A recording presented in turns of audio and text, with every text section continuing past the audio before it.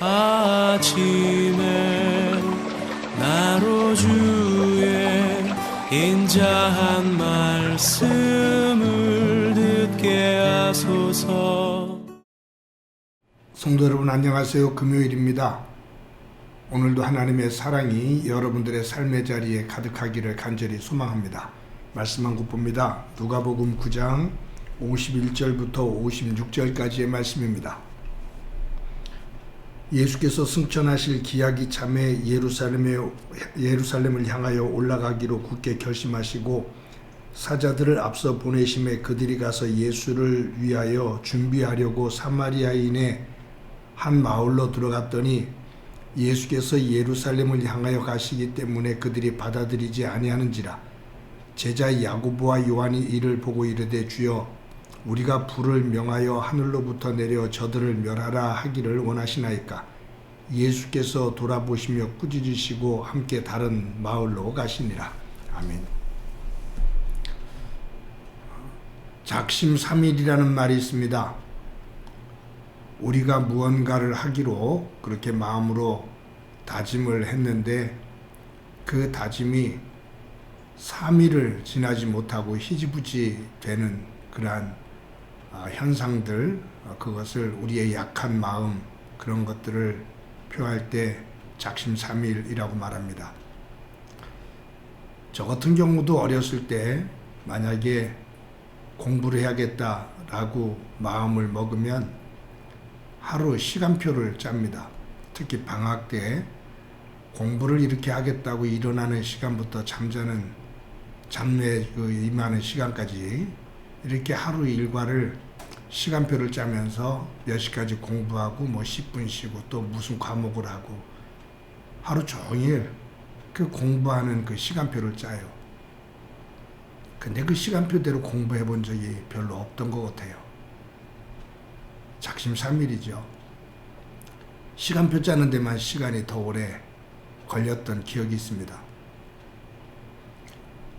우리가 다이어트하고 운동을 하겠다고 또 화를 내지 않겠다고 또 어떤 분들은 금연이나 금주를 하겠다고 또 어떤 이들은 기도하는 생활과 큐티하는 생활을 하겠다고 이런저런 다짐을 합니다. 특히 새해 들어서면 그런 다짐들을 더 많이 하게 되죠. 근데 그 다짐을 할 때는 아주 결의에 차서 하지만 그것이 그렇게 오래 지속되지를 못한다 그 말이에요.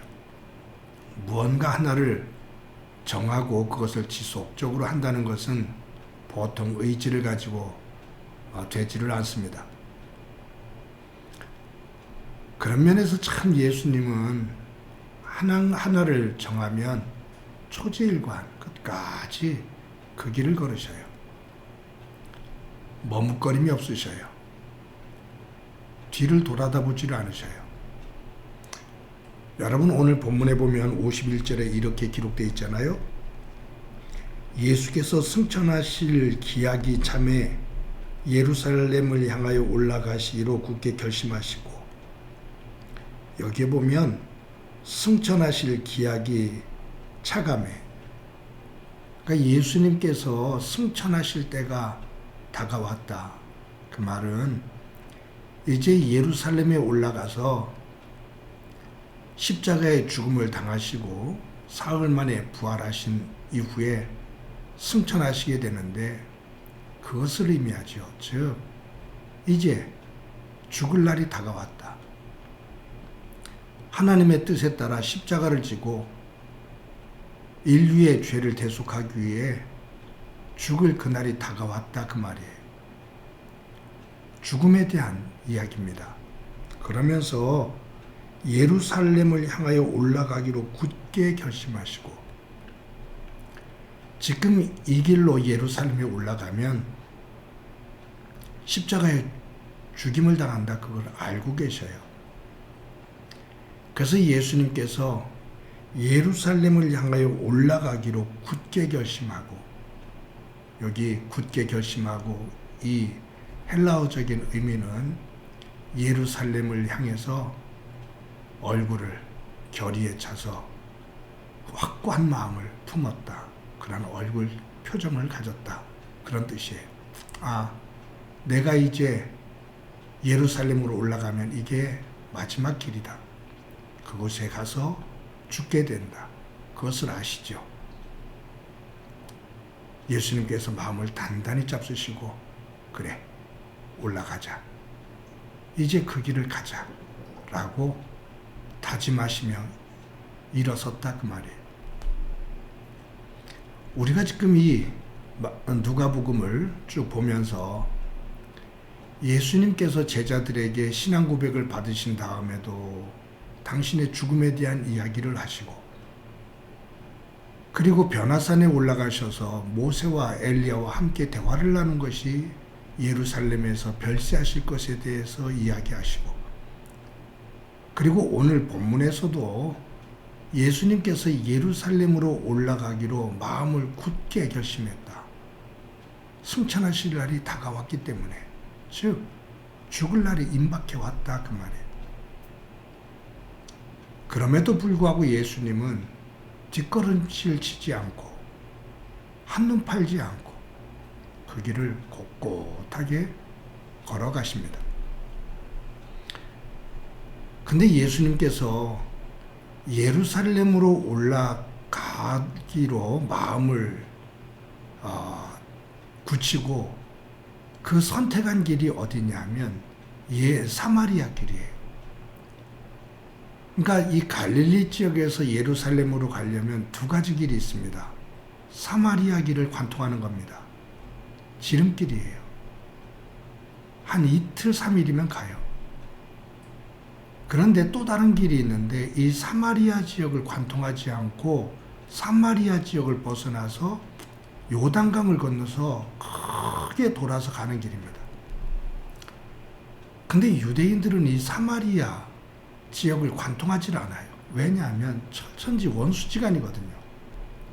특히 유대인들이 이 사마리아인들을 짐승 취급을 합니다. 이제 역사적으로 보면 이제 아수르에게 북이스라엘이 멸망당하고 이런 그런 과정 속에서 아브라함의 혈통을 더럽혔다 라고 해서 이제 사마리아인들을 개취급을 하는 거거든요. 그래서 이 사마리아 사람들도 보지를 않으려고 하고 사마리아 지역에는 발을 들이려고 하질 않습니다. 그래서 이 유대인들은 갈릴리에서 예루살렘에 갈 때도 예루살렘에서 갈릴리에 올 때도 훨씬 몇 배나 더 긴 길을 2, 3일이면 갈 것을 일주일 이상이 걸리는 길을 우회해서 갈 정도로 아주 원수지간이에요. 근데 예수님께서 이 사마리아 지역을 관통하시려고 해요. 그때 사마리아인들이 당신 예루살렘에 가려고 하잖아 라고 하면서 거절을 합니다. 그때 베드로와 야고보와 요한이 화를 내면서 우리가 하늘로부터 불을 내려서 저들을 전부 다 태워버릴까요? 멸해버릴까요? 라고 예수님께 말할 때 예수님께서 그들을 향해서 보시면서 꾸짖으십니다. 그러면서 돌아서 가시죠. 예수님께서 예루살렘으로 죽음의 길을 가기 위해서 사마리아를 관통하는 길을 선택하셨잖아요. 이 의미는 무엇일까? 분명히 높은 장벽이 있다는 것을 알아요. 예수님은 십자가에서 대속해서 인류의 죄를 대속해서 대속물로 죽음을 통해 하나님 나라의 길을 여는 이 과정은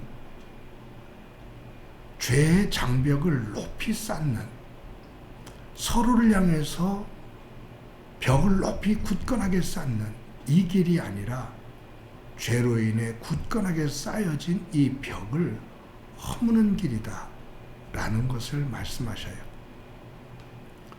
구원은 자꾸 담을 더 굳건하게 높이 쌓으며 구원받은 것을 자랑하는 것이 아니라 구원받은 이들이 하나님의 세계를 아는 이들이 하나님의 세계를 알지 못하는 이들을 향해 그 벽을 깨며 그들에게 하나님의 나라를 증거하는 겁니다. 근데 우리가 잘못하다 보면 구원받은 나, 하나님의 백성이라고 말하는 나, 교회를 중심으로 한 나, 그러면서 세상을 향해서 벽을 단단하게 싸우며 이분법적인 사고를 가지고 구원받은 자와 구원받지 못한 자, 축복받은 자와 저주받은 자라는 이분법적인 구조를 가지고 철저하게 담을 쌓아요. 아니요. 예수님은 너희는 세상의 빛이다. 너희는 세상의 소금이다. 라고 말씀하십니다. 오늘도 예수님의 그 길을 따라 담을 더 높이 굳건하게 쌓는 삶이 아니라 담을 허물며 화목과 평화를 선포하며 하나님의 나라를 이뤄가는 소중한 날이 되어지기를 간절히 소망합니다. 한번 기도합니다. 하나님의 은혜를 감사합니다. 오늘도 귀한 하루를 허락해 주셨는데 삶을 살면서 자꾸 담을 더 높이 쌓는 삶이 아닌 담을 허물며 하나님 안에서 화목을 만들며 평화를 만들며 하나님의 나라를 이루어가는 소중한 삶이 되도록 은총 베풀어 주옵소서. 예수님의 이름으로 기도드립니다. 아멘.